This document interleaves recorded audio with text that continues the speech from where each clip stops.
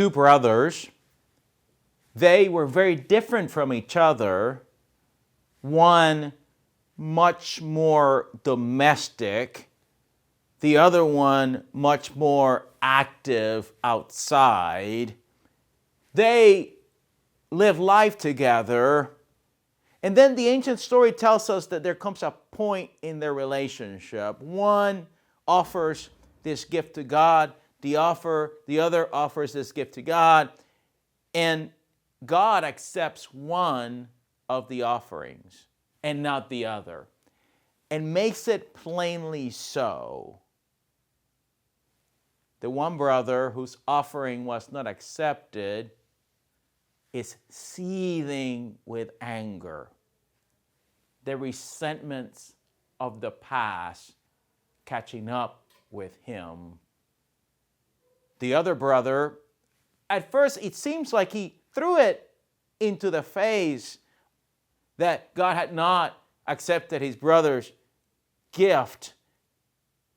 But it really doesn't matter. The point is that they're walking together outside and Cain kills his brother Abel. He is surprised by this violent response and tries to go back to life as normal. But the deity interrupts his desire to forget and tells him that the blood of his brother is calling out.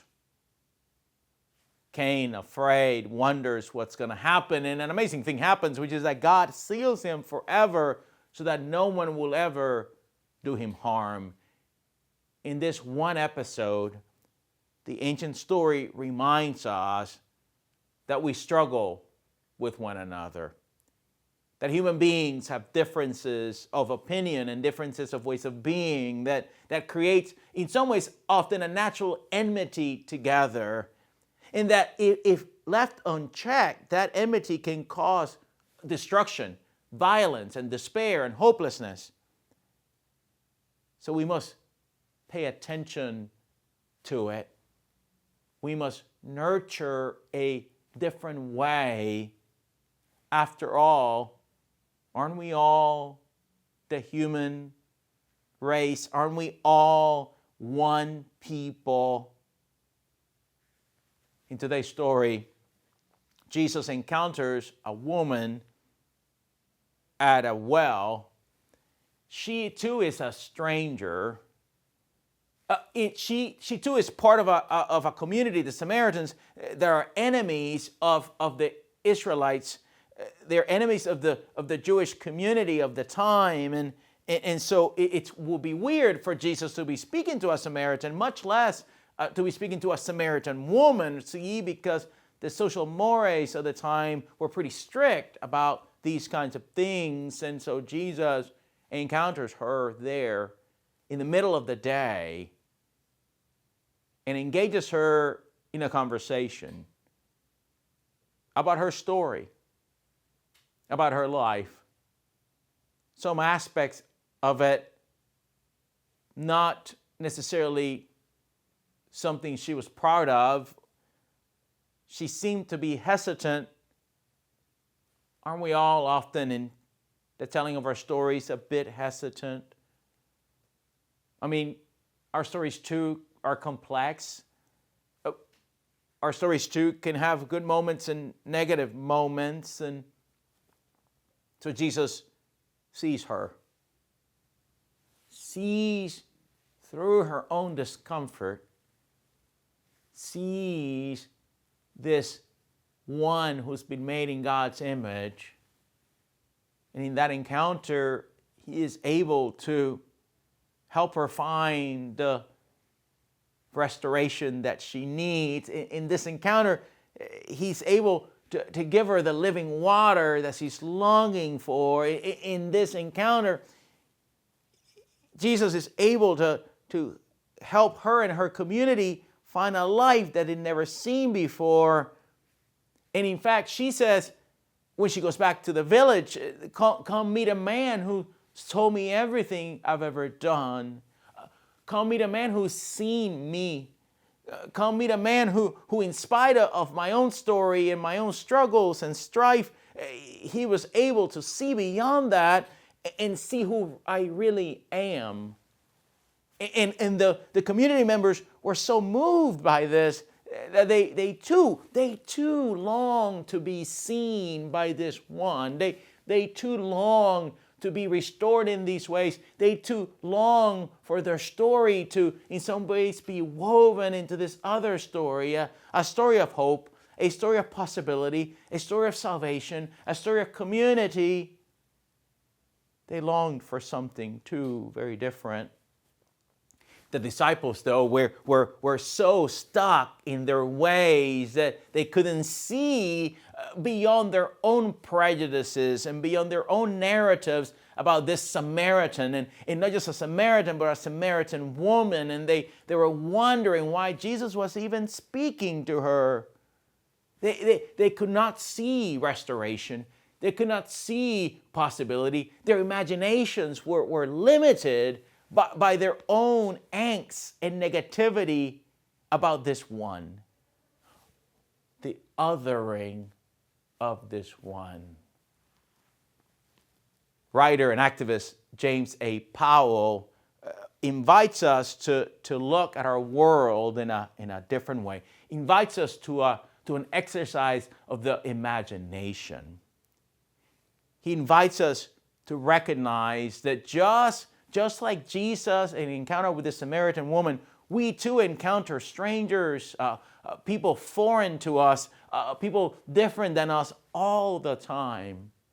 And we, like the disciples, have a tendency to other those that we do not know, to think of them as less than we are for whatever reason. And the more different that person is, the more that our tendency is to other them because of a number of reasons, just different. And that othering creates a breaking in the relationship. And that breaking creates this enmity that leads to violence of all types, but also leads to the hopelessness that so many of our neighbors feel. Maybe you feel it too. No one sees you.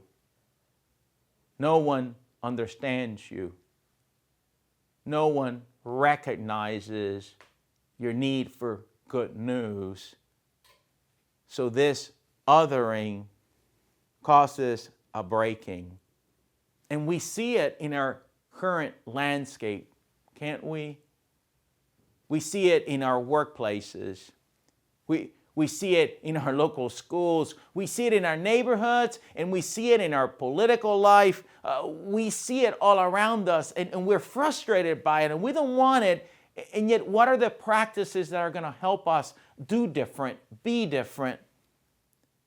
So James A. Powell has some ideas for us. So there is an othering, and the antidote for othering is belonging. It is the idea that we are interconnected to one another, that beyond the identities that we claim to be so pivotal for ourselves, there is a common human identity, the image of God that lives in us, the human dignity that it is, rooted in who we are, and that common identity is what we should be hyper-focused on, that we need one another in difference, and that in that need we can find hope and possibility.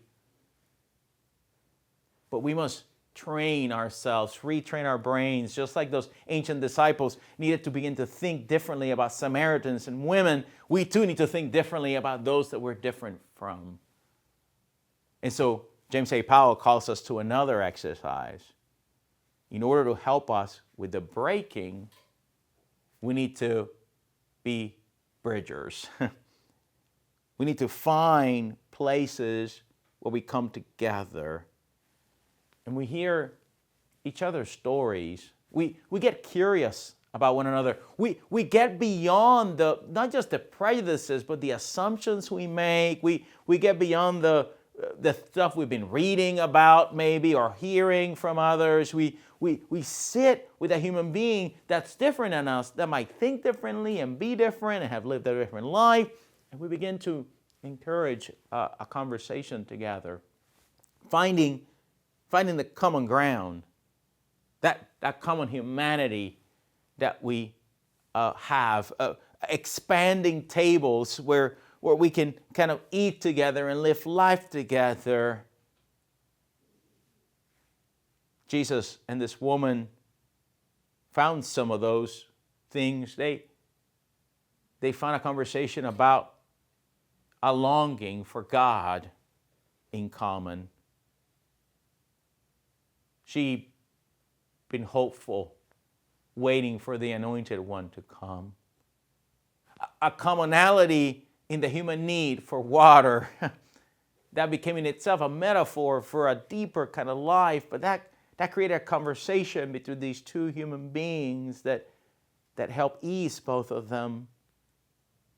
This bridging is teeming with possibility for all of us as we seek to find our way forward together as a community. People of God, we're all longing to be seen where we are. None of us are perfect. We have the circuitous nature of our stories. None of us are always at our best.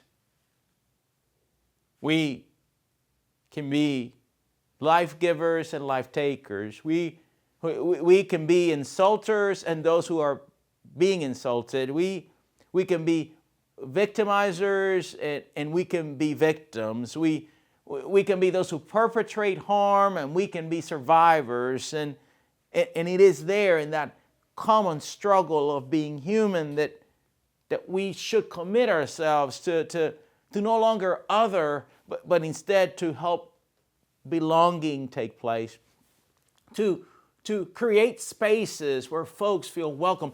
A space like the one we attempt here at First-Plymouth, a place where folks come in difference and in a variety of stories and in the multiplicity of identities, and folks can find each other and see each other and in that common humanity and human dignity and the image of God that's sealed on us, all of a sudden the tethers of belonging getting thicker. And we continue then to extending table, not just the table of Jesus around bread and cup, but the other tables that are pivotal for our life together, tables of conversation, table of being able to be seen, tables where we share struggles and suffering, tables where we lament the state of the world, tables of imagination and creativity. And as we extend these tables, we as John Powell tells us, we are creating these bridges. And in this bridging, there is hope. In this bridging, there is possibility. In this bridging, there is community.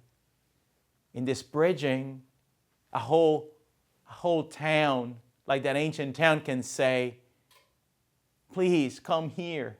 We want to meet this man who has told you everything you have ever done. We want to meet this one who brought healing and new life to you. We want to meet this one named Jesus who saw you like no one else had seen you before. Don't you want to meet this man too? Don't you?